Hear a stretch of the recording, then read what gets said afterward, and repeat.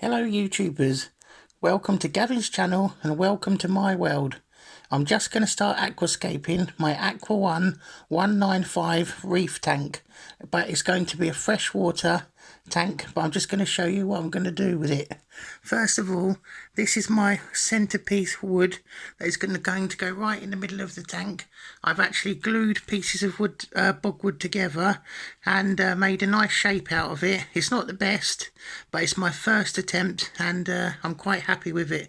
There's 3 large pieces of wood here, and also I've got bits sticking out that I'm going to attach plants to. Now I've come up with the idea that, you know, hair bands are quite small. Here's a hairband like this. Before I put the tank in place, because I can't tie knots, I'm going to put hair bands all on the jutting out bits. Now I'll show you how I'm going to do this with one hand, hopefully. If I can get my fingers in. If you have a look here, the hairband is going to go over this and I'm going to let go. Then that way I can put pieces of anubias onto this wood and hold it together with the hairbands, and I've done that all the way around any jutting out pieces of the wood, and hopefully within a while that's going to be covered in moss and all kinds of aquatic plants that grows onto wood. I might have to make some of these hairbands a bit tighter, but because they're black, hopefully they won't notice too much, and once the plant roots have grown all over them, I won't notice. Now this is the next thing. What I'm going to show you is how I'm going to do the soil for the live substrate of my plants. Now this one here is aquarium aqua soil, and that is going to go right at the bottom of the tank, and it looks very fine, which I'm quite happy with. I've got 2 tubs of this, and apparently it has all the nutrients and everything of the plants that they need. And then here, these are actually plant tabs, and what people do is they bury them in the gravel where you're going to place the plants.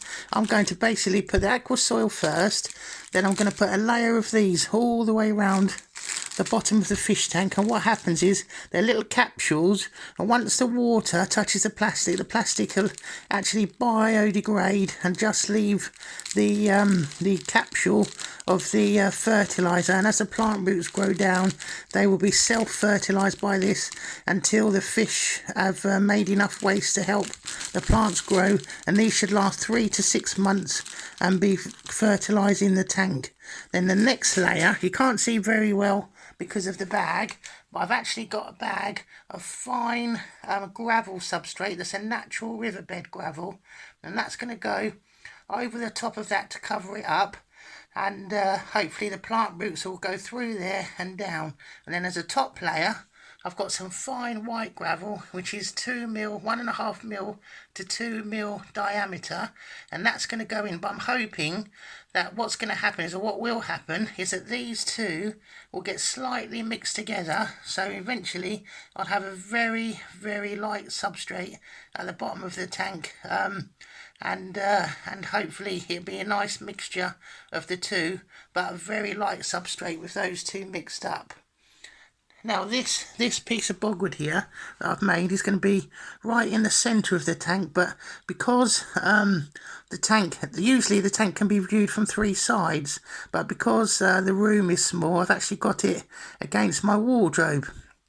And so because I'm going to be viewing from a slightly side angle, which will be this angle here, I might put the bogwood further slightly into the corner, but not right back into the corner. And then what I'll do then is I've got another smaller pieces of bogwood to put nearer the front, and eventually that wall there will be grown up with plenty of plants, so I won't see too much through the wall. It'll be a nice thick forest, and all the baby guppies and mollies or anything else that I've got in there can hide away in there, because this is going to be a live bearer tank, predominantly guppies really. And I'm going to decide, and in fact you guys could help me if you don't mind commenting on my channel. Do you think this tank should be guppy only? Do you think it should be guppy and catfish? Do you think it could be a mixed live bearer tank, in which way I could have mollies, platies, and I could have swordtails and all mixed live bearers, but I'm worried they're going to eat each other's babies.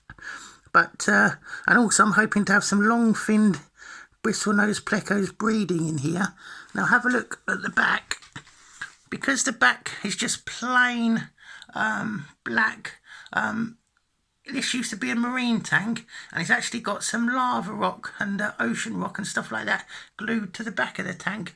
And so what I've decided to do is actually leave that at the back of the tank, and hopefully I'm going to try and attach some aquarium moss and anubias to the back, and we could have a living wall of green growing up the back of the tank, which should be quite epic actually, which if it works. And there's a sump tank at the bottom, because this is an actual sumped tank, because it used to be obviously a marine tank. But I'm quite excited, very excited in fact.